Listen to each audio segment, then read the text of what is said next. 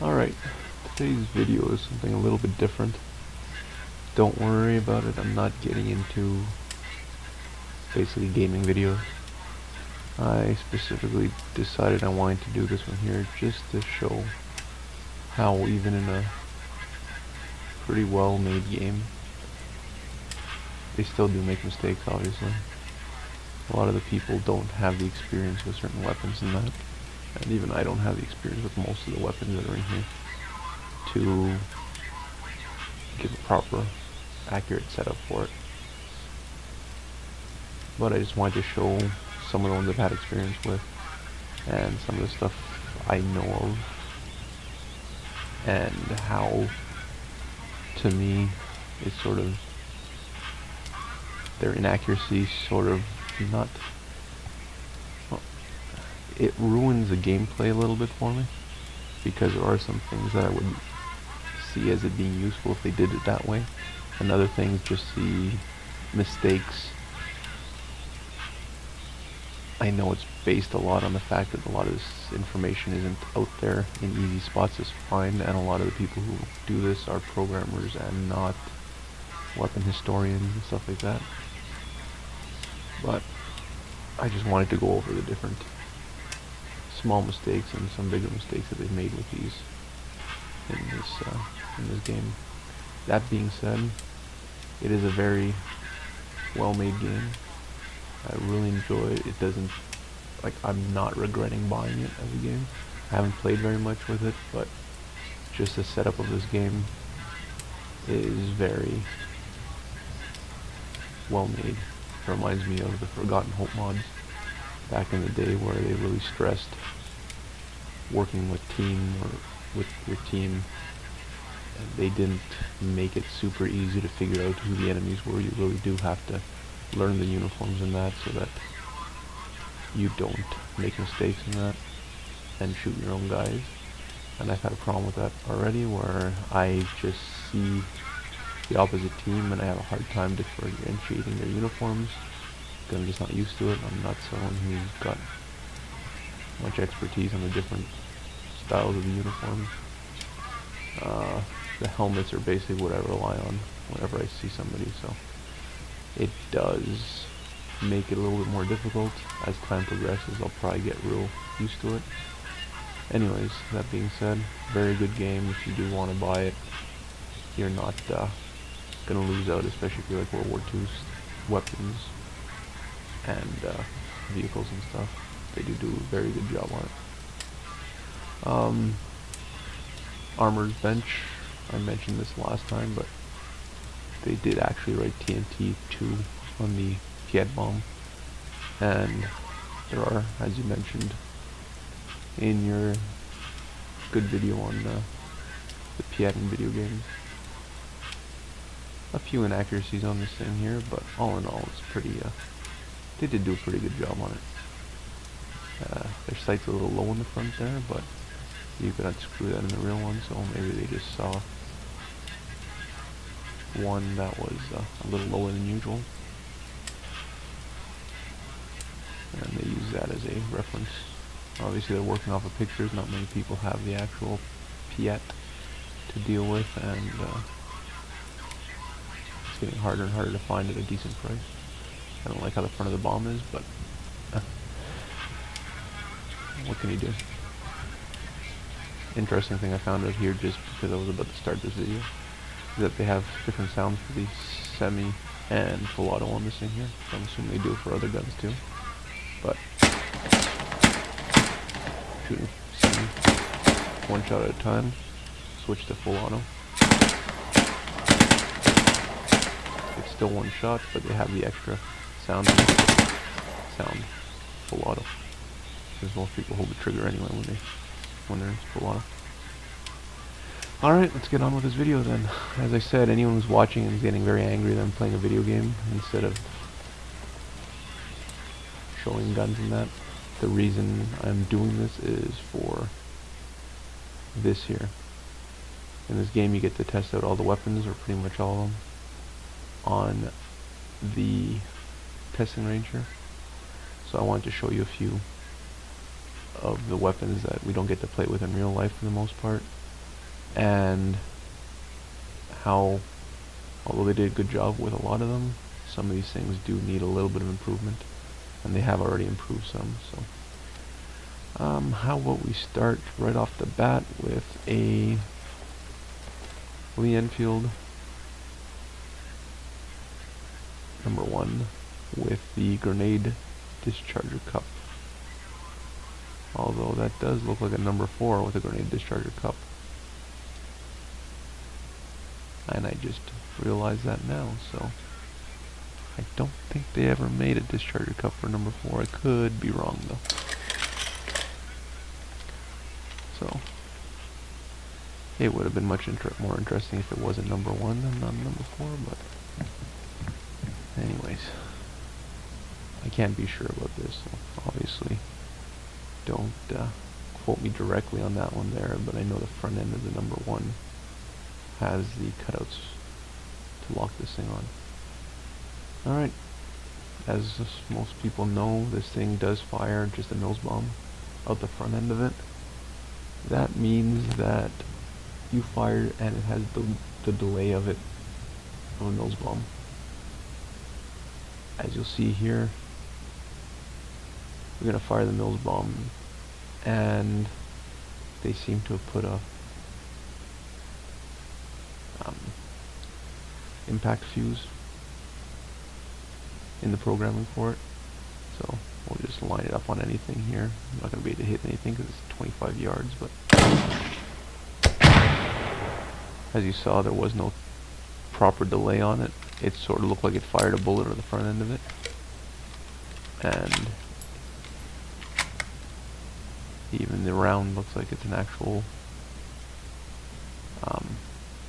live round and not a blank. We'll fire another one up high, and you'll see that it's only going to blow up when it hits the ground, if it ever actually hits the ground.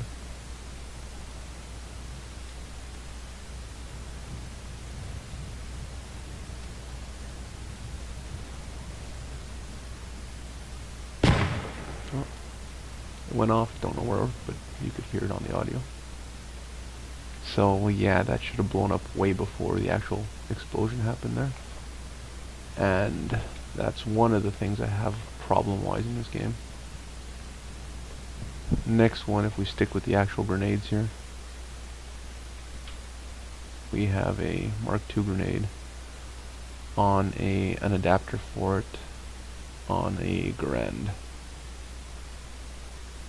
The issue with this is, once again, you've got a delay on there. So by firing this, you should have a delay of 3 seconds regardless of how high you fire it, how low you fire it, how close you fire it. So if you fire it at a certain distance, and I don't know if you'd see it in my M305 or M14 video that I no longer have on there because of reasons. The sighting system for these things here, which they don't include the sight on the side of this one, is mentioning that using this adapter and this setup, you can't fire it past a certain range because it blows up in the air rather than landing first. So let's just grab that and show you what I mean. You have the grenade on the front end. It's just like one that you throw. So in theory, as soon as you fire it, it releases the spoon or lever on it, and the countdown's supposed to start. As you see, that was way less than the 3 to 4 seconds it's supposed to be. And you can see right there that they pull the pin on it. So it is technically one of those. There is a rifle grenade that the US military was using that is using the container or the actual grenade from one of these grenades, and it screws onto the adapter, which looks like one of the, it's basically one of these grenades screwed on backwards onto one of these. So it does have an impact fuse on it, and had they done that with this, I would have understood it more. Instead, they just use this thing here, the actual grenade one, which should be a delay. So we'll just fire another one down over there, and it bounced off and blew up right away.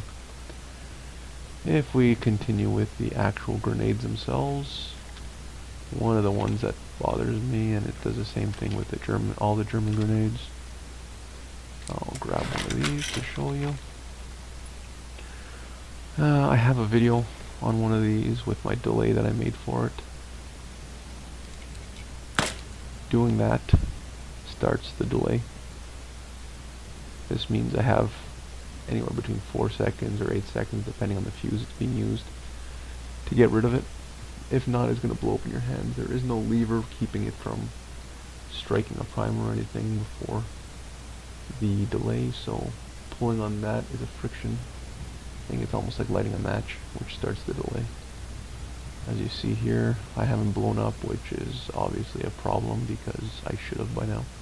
So I'll just toss it at a couple of dummies, wait for it.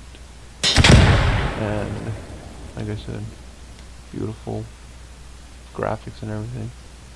Still does a good job, but it's a little bit on the side of something I don't really appreciate when it comes to accuracy in the weapons.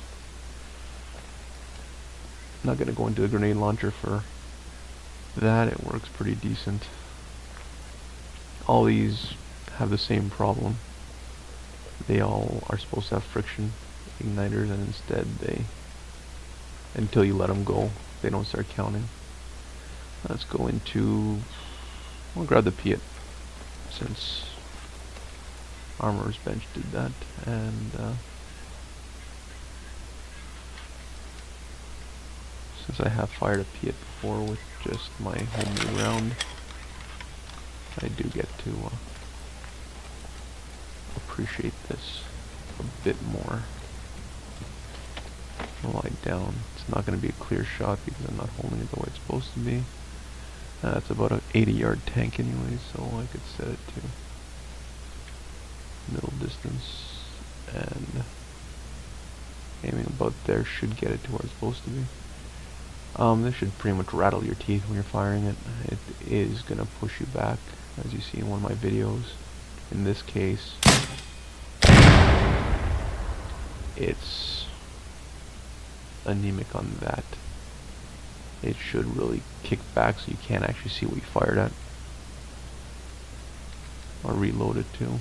I don't like the idea that there's only 2 rounds with it, since the ammo crates that held it are a 3-round one, but I guess it's for gameplay. Aim a little higher. And like I said, beautiful graphics. It's really well done. It's the best one I've seen in the game, but it should really recoil a little bit more. Something that's weird about this, and somebody's gonna have to tell me why it does this, but I'll grab the helmet, which you'd think it's supposed to be used to hit somebody with, but maybe they put the graphic on the wrong thing, because apparently I could give the helmet a throw and it's an exploding helmet. As soon as I pick something else up, it will put the helmet back on my head. So I'm thinking it's just a mistake in the programming. Let's grab Bazooka now, just for the hell of it. I'm not going to go through every problem I see. I like the Bazooka, it works pretty well. I'll aim a little low because it is for 100. It hits nice, but the Bazooka did have some problems where the fuel continued burning a little bit out of the actual tube, which is why you see, especially in the early ones, people are wearing gas masks, or they have a little screen in the front of it, which they didn't include on here, because the rocket fuel, unburnt rocket fuel before the end of the tube, basically could burn you a little bit, but the fuel definitely did not burn to target, and in this you actually see that happen. There's two things about that. We just saw there the reload. One, it looks like the drawing, like the actual model they used was from a battlefield dig, I guess you would call it, or a relic condition one. Those are actually quite smooth, and you see smoother one in the other version of the bazooka that you have there. I'm not going to bother with it because it's just going to make it longer.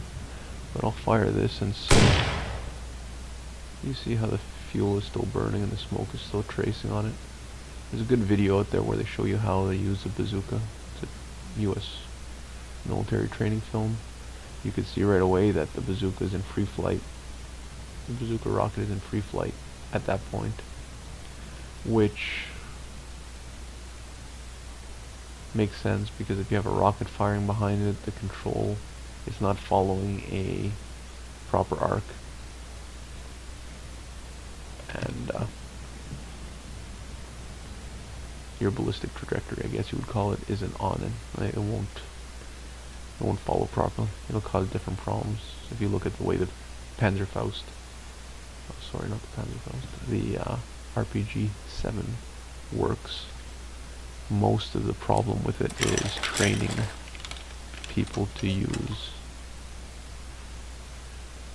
it in windy conditions, and that because of the rocket booster in it. The other thing about the bazooka was the loading on it. You put in the back, it locks into place. You should still have the tail sticking out of it when you do, just slightly, and then a wire is connected to the back of it. This one here, for some reason, I guess they didn't want to put the extra effort into making something most people won't see, so you don't actually get that interesting part. Let's give this thing here a fire. Same thing. In this case, it did burn out of the tube a bit. That's what they had the big shield on the front of this for. The early ones didn't, which meant that they did have to wear a gas mask without the filter and everything on it just to protect themselves, along with a pair of gloves.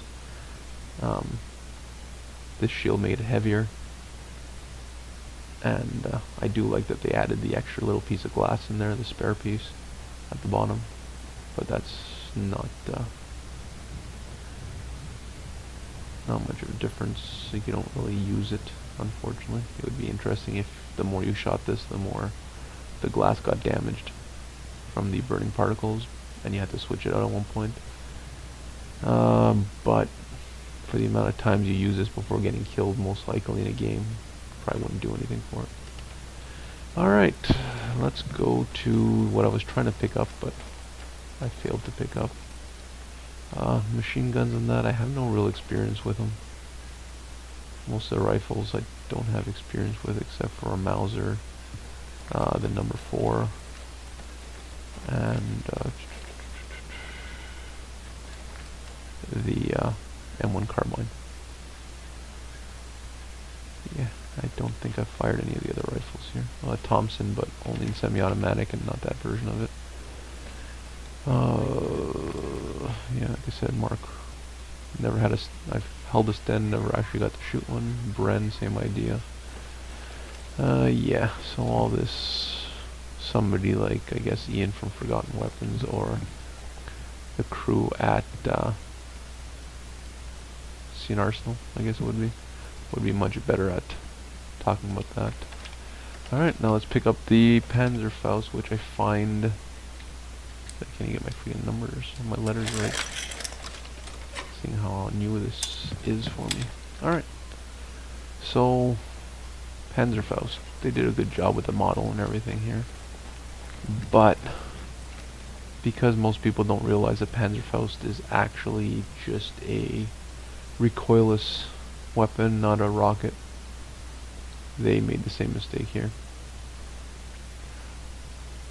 They did a pretty good job with the actual weapon itself. I'm going to set it to 80 because I'm not going to hit that tank without it. I might still miss this tank because down here, but let's zoom in, take a shot, and it fires nice and slow, which is nice, but you heard that rocket. That's obviously not something that should be happening. Also, you can see the front of the tube now. I don't know if that's up like that, it's easier to see. But that round piece on the front of the tube shouldn't be there. That is actually the connection point between the warhead and the tail of this weapon. What you would do is, they weren't armed before bringing them into the field. A lot like the Mills bombs, where you armed them before. But in this case, you would pop off the warhead, you would stick the fuse into it, then you'd put the warhead back on. The black powder charge is actually behind the tail, which makes sense, which is behind this round thing that you see here on the front of the barrel in front of the sights, the thing where the 30 opening is sort of on a little pin thing that you see there. That is the locking mechanism to connect the front of the warhead to the tail. They said that should be gone. It sort of hurts the realism of the mod if they made a mistake like that.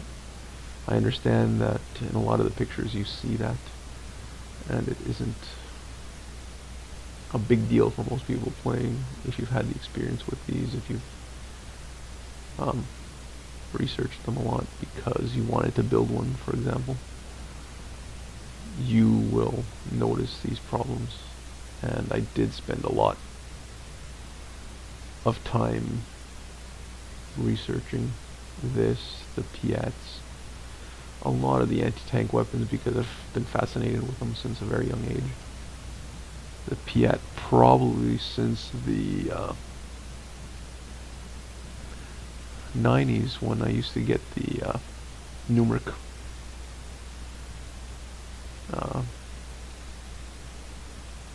I'm going on a tangent here, but Numeric used to put out a catalog back in the day before the internet, obviously, where you would be able to see all their products, all their things that they had in it. On the front of this catalog, their master catalog, you had a drawing of the Piat.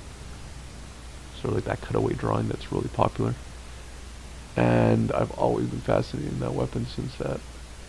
So that's between the ages of, I guess, 5 and 10. Which is, I guess, I'm sort of dating myself here. Anyhow,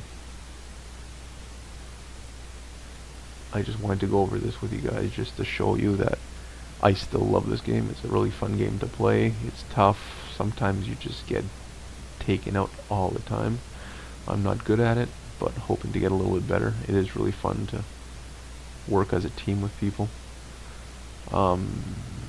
Does give you an idea of the kind of crap that went on back then. Obviously, I've never been in any battles, so I can't really speak too much about that. But, as I said, they did a really good job with most of it. There are a few mistakes. I'm assuming they're going to iron them out. At one point, I just wanted to go over different things with different little mistakes that I noticed, and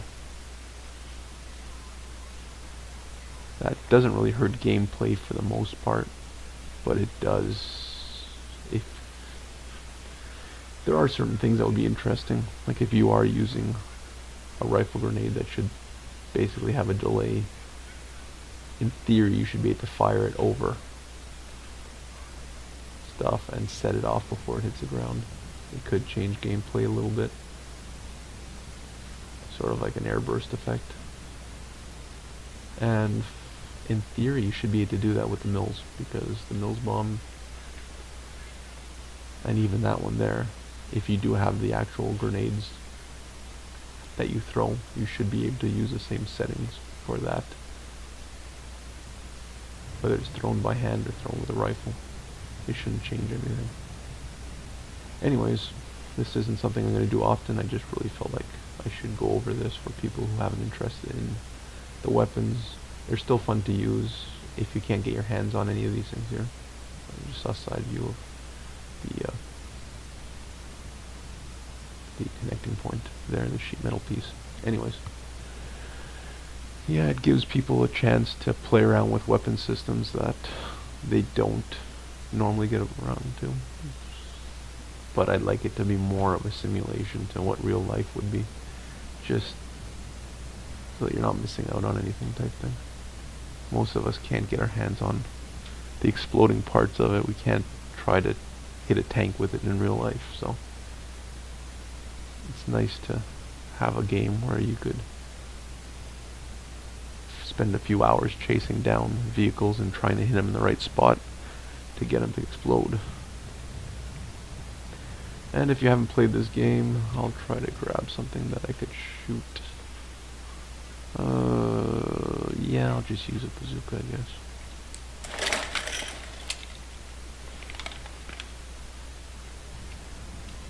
See if it actually hit the side of this thing.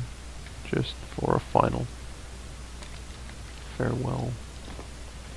Get here, zoom in, aim low because it's only at 100 meters, so hopefully that'll be hitting it.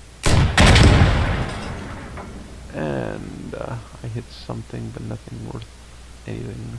Normally it's a one-shot kill in these areas. So let me reload and try again. Aim a little higher this time.